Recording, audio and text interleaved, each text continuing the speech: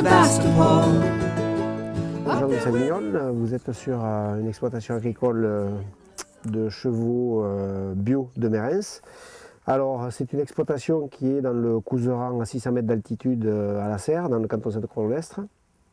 Et c'est une exploitation qui existe depuis 3 ou 4 générations. Donc cet élevage de chevaux de Mérens vient d'une vieille souche des Baydoux qui est à côté de Montseron, Montesquieu-Avantes, dans cette région-là, avec M. Téchenet, Robert Téchenet, et qui était une des plus vieilles souches d'Ariège, qui a fourni d'ailleurs pas mal d'élevage ariégeois. Parce qu'il y a une quarantaine d'années, il y avait 200 spécimens, voire 300 spécimens. Voilà, donc ça a été un des préservateurs de la race, à leur manière à l'époque, puisqu'ils faisaient de l'élevage pour la viande. Donc concernant le parcours, je dirais un petit peu personnel, cette exploitation existe depuis 1800. Ça a été une exploitation où il y a eu un des premiers chevaux du village, un des premiers chevals du village. Concernant notre famille, donc on est sur la 4e génération, je suis la 4e génération. Et en fait, mon frère avait repris cette exploitation de chevaux en 1978-80 et est décédé très jeune, à 33 ans. Ma mère a récupéré un petit peu l'élevage, elle avait 60 et quelques années, qui habitait aussi le village, puisque je suis native d'ici. Mais bon, elle se faisait âgée, quoi, donc très difficile. Je n'ai aucune formation spécifique pour l'élevage de chevaux, mais qui l'a fait au feeling. C'est-à-dire qu'elle a travaillé naturellement dans des méthodes éthologiques sans le savoir, puisqu'elle fait 40 kg pour 1,50 m. Donc quand vous avez un cheval, un étalon qui fait 600 kg, ça ne se gère pas en force. Donc elle avait trouvé des systèmes assez intelligents et qui sont devenus très à la mode et très marketés, très performants aujourd'hui avec l'éthologie, ce qu'on appelle aujourd'hui les chuchoteurs ou les hommes qui murmurent aux oreilles des chevaux. Et donc moi j'ai vendu mes affaires sur Paris et je suis revenu en fait reprendre l'élevage puisque ça devenait compliqué pour elle à cet âge-là, on devait avoir une vingtaine de chevaux. Et puis moi à Paris c'était bon, c'est bien, mais c'était pas une fin en soi. Mais il manque quelque chose, il manque ses racines, ses fameuses racines. Donc le fait d'en avoir ici, d'avoir un projet potentiel de vie, fait que tout naturellement on revient vers ses premiers amours, quoi. Donc c'était un passage obligatoire professionnel et donc on a pu dégager nos entreprises et puis reprendre ici une affaire et recréer, je dirais, tout un système d'exploitation un petit peu novateur sur le département et sur la race de Mérens. Donc le Mérens c'est une race locale, donc berceau de race, comme le Castillonnais, comme beaucoup d'autres races en mouton, en vache ou autre. Nous, il se trouve que familialement, on est plus axé sur le Mérens, sur le cheval. Donc le Mérens étant une race locale, on n'a pas trop hésité de famille, ça continue de génération en génération.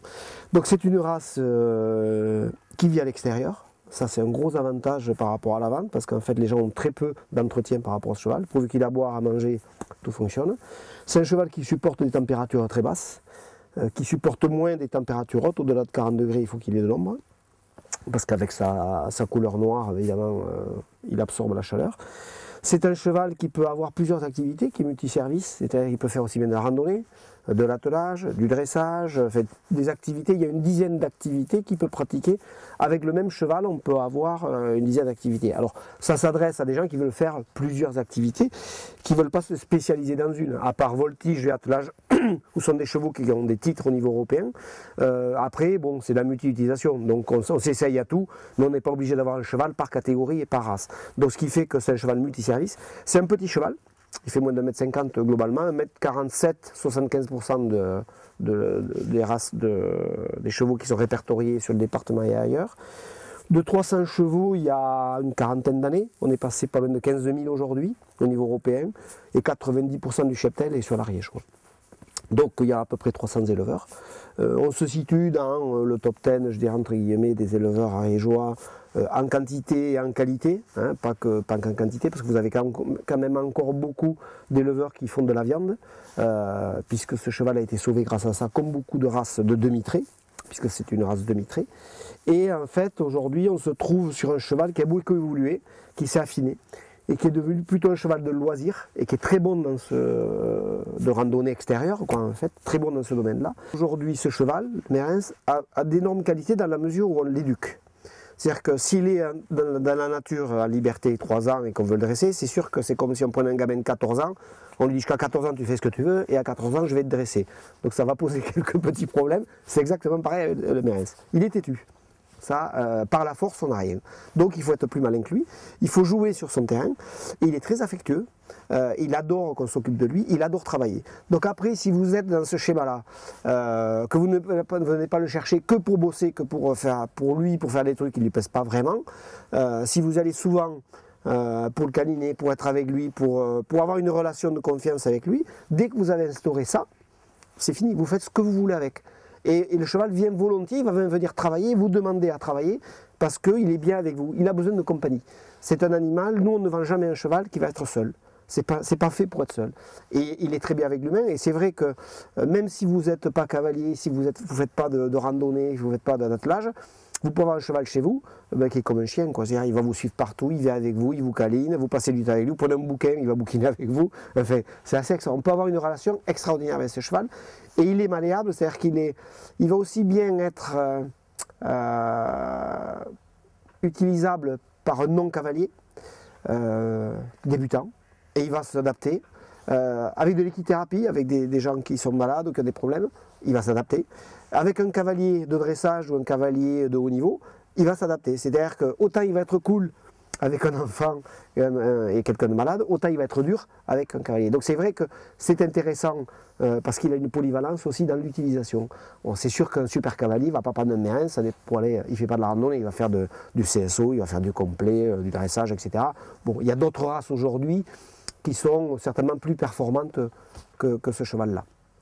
Mais sa force, c'est la randonnée. La spécificité un petit peu du haras picard du centre de l'élevage, c'est de travailler sur des méthodes naturelles. Alors la première chose, c'est sur l'éducation.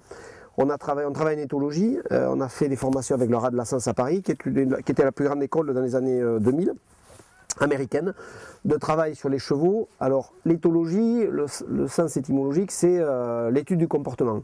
Donc on n'étudie pas le comportement, mais il y a des gens qui ont étudié le comportement des chevaux et qui l'ont retranscrit sur des méthodes humaines pour essayer de travailler avec eux, de leur apprendre différemment des méthodes fédérales d'équitation qu'on peut avoir à Saumur, et beaucoup plus avec le respect du cheval, et beaucoup plus au sol.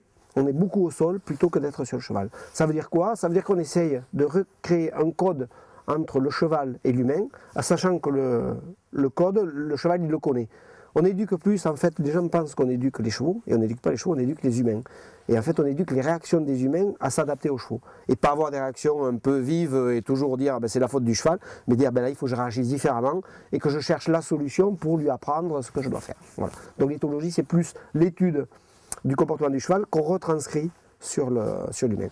Ensuite, on travaille en ostéopathie, donc on a la chance d'avoir sur Saint-Giron Patrick Chêne et Pascal Cotantier, qui sont deux ostéopathes connus nationalement, qui font des formations au niveau européen ici, des séminaires, qui ont créé des bouquins pour des ostéopathes confrères sur des méthodologies. On sert de laboratoire d'essai pour ces deux ostéopathes. Et on fait par exemple 2 séances obligatoires par an pour les 65 chevaux qu'on a ici.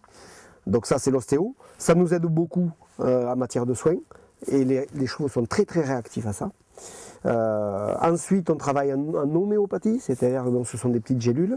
On a aussi la chance d'avoir trouvé sur l'Ariège un herboriste homéopathe qui nous fabrique des arnicas, des gelzénium, etc. Donc des produits qui sont faits d'habitude par des laboratoires mais qui sont ici réalisés par un homme individuel et dans les conditions qu'il veut le faire, c'est-à-dire avec les lunes, avec les températures, avec la floraison, etc. et qui prend le temps de faire toutes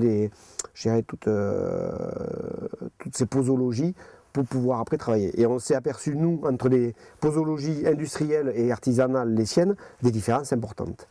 On a la même chose sur les huiles essentielles, la même chose avec du parage naturel, c'est-à-dire on fait très très peu nos chevaux, on essaie de travailler au maximum sans faire. Voilà, donc en gros, communication intuitive, on a une psychologue de Pamiers, Sandrine Posé, qui vient pour travailler avec nous sur le troupeau et qui apprend avec nous comment on peut travailler sur les chevaux, essayer de réfléchir avec eux, de discuter avec eux, donc elle parle avec eux, et c'est assez extraordinaire, on a des résultats qui sont fabuleux. Voilà un petit peu toutes ces méthodes, je dirais qui sont un petit peu originales, mais mélanger toutes les autres avec le bio, on arrive à avoir un élevage qui est très très particulier.